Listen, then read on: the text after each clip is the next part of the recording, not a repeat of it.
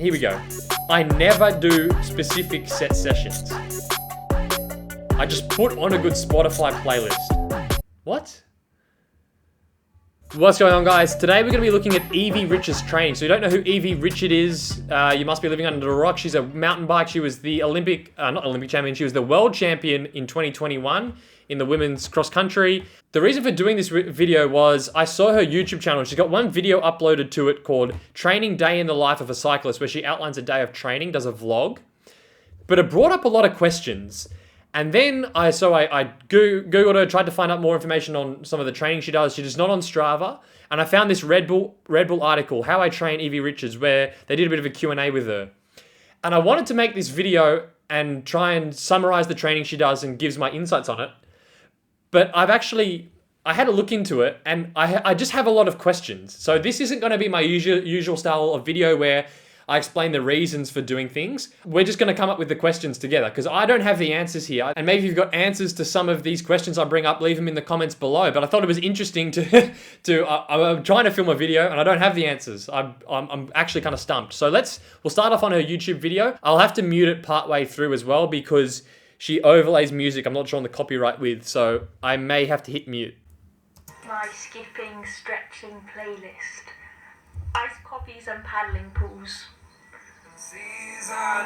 All right, so I'll mute that. So it looks like here, she's about to go for a run. So she's doing some stretching, static stretches, some dynamic stretches, mostly static, bit of a circuit. Okay, and then she's just getting into her, having a Red Bull.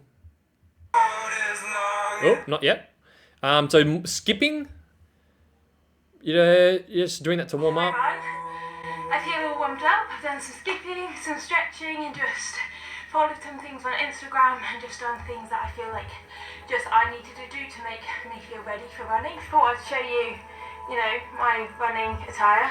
Okay, so we'll skip the outfit bit. So she's done skipping and a warm up and stretching, and then we'll go after her run. And in the end, I decided to do a 5K to try and beat a friend's time. And I didn't beat it, but it was pretty hot. So I did a fast 5K and then I just carried on running for it was like an hour in total, but it was really nice. It's pretty warm now.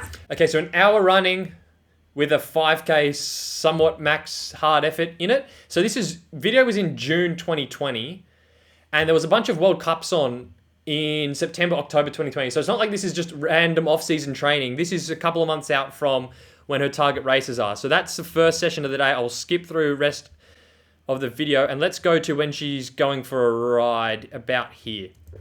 My riding outfit. So first I'm gonna go and ride to some jumps. I don't like jumping, but I need to learn and get better. So we'll go and spend some time practicing jumping, learning to jump, just stuff like that. And then I'm going to go on a mountain bike ride after. Hopefully the hills will be a bit quiet. The bike is ready. Okay, so 2-part ride here. She's going to do some jumps and skills. And then after that, going and doing an actual ride, a mountain bike ride. So probably some hills in there as well. So that sounds good to me. So we'll skip through that. We'll get to the last part. Just turn my bedroom into my mini gym. I listen to my boys playlist, which has got Robbie Williams, One Direction, all my favourite people, and I start Mute that. We'll watch here. So this is not stretching. This is more of a core circuit, sit-ups, side planks, toe touches, leg raises, and then some small static stretches with a band. I'm actually quite sweaty from that. I think I moisturise after my bath, which is not a good idea. Anyway, today just chose 10 different exercises, did them for a minute each, and then repeated it twice, so that's only 20 minutes. Alright, we'll end this here for this part. So she's done 2 10-minute circuits, which looked like a mix of core work and stretching. Yeah, I watched this video and I wanted more information because I thought that was a bit of a strange training day. Heaps of stretching and then a run, more stretching after the run, then a ride. The ride looked good, skills portion, and then an actual workout on the hills, and then another circuit with more stretching and a little bit of core. So let's go over to the article and see if we can figure out what's going on, because it seems like a slightly strange day of training. So let's go down. Can you describe an average day's training? She says, it varies depending on the season and the phase of training. Normally, I train 3 or 4 days a week. That doesn't sound like much. 1 day on, 1 day off. On my day off, I might do a gym session. Okay, so not a day off. She's doing accessory work on the day off. Pilates or go for a run. I'm currently coming into mountain bike season, and for that, I'll train more on the turbo too. Okay.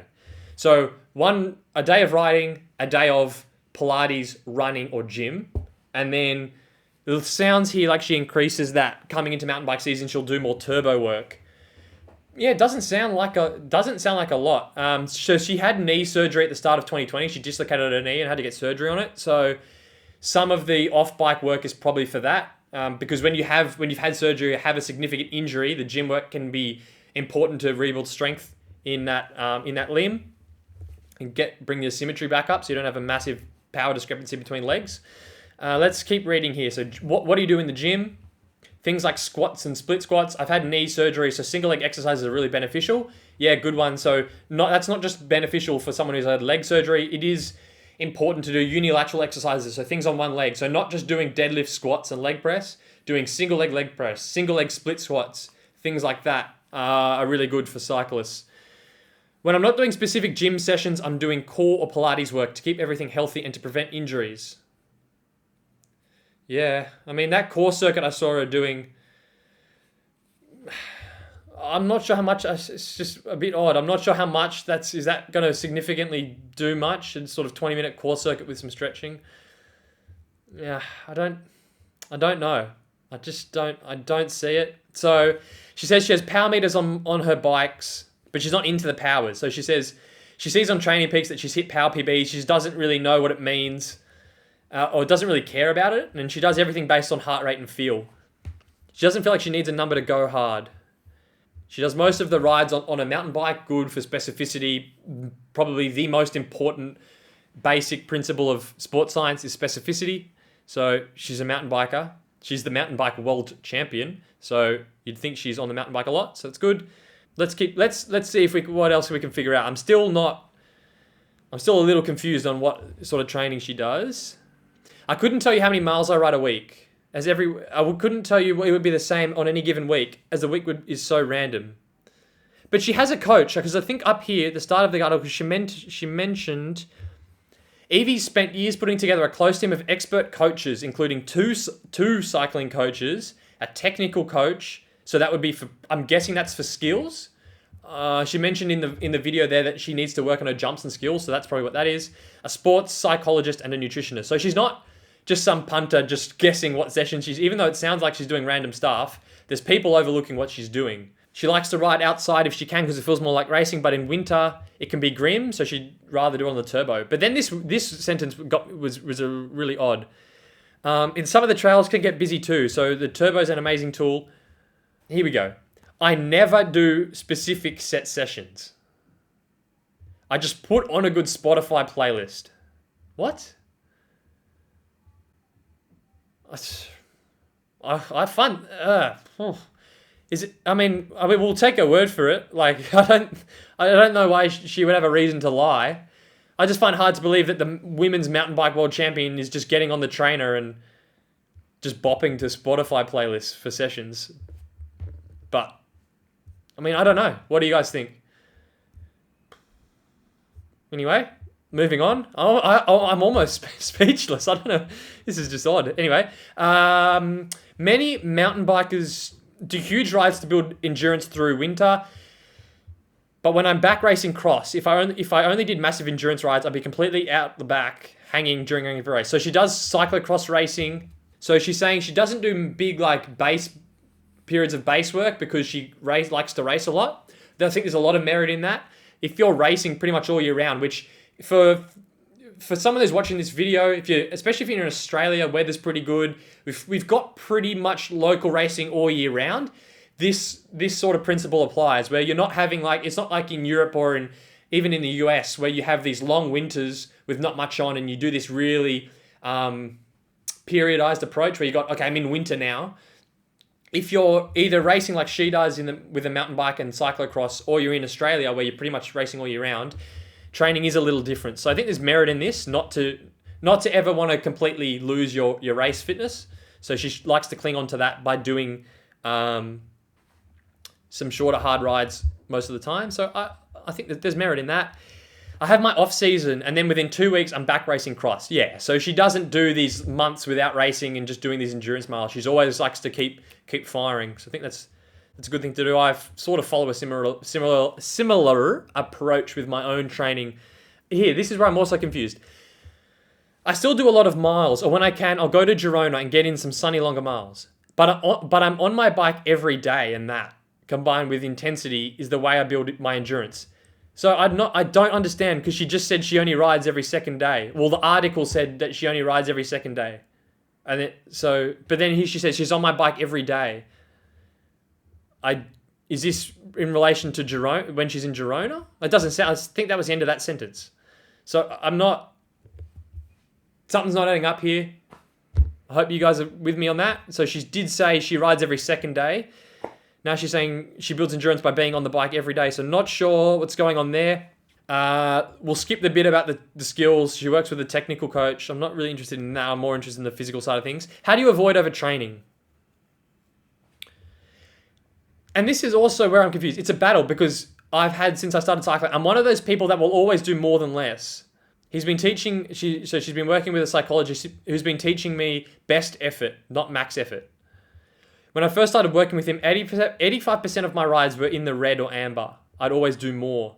Since I've been working with him, 90% of my rides are the right effort, and I don't overtrain as much. But you just said that you don't... I don't want to be... maybe I'm confused, but she says that she doesn't do structured sessions. She gets on the trainer and just bounces around to Spotify playlists.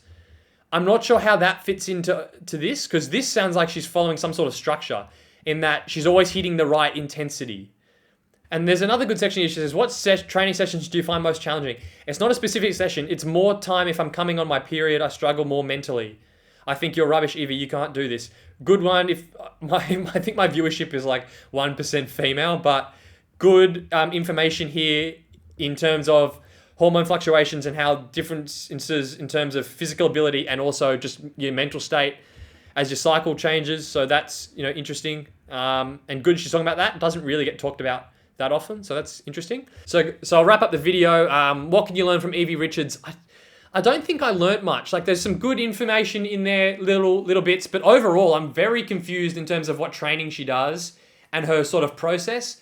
Some sort of conflicting things in there. If I'm losing the plot by making a video every day and I'm missing something, let me know in the comments, because I'm interested just to hear what you guys think, because I am struggling to get many take-home messages from this. So I'll end the video there. It's dragging on a little bit, and I'll catch you in the next one.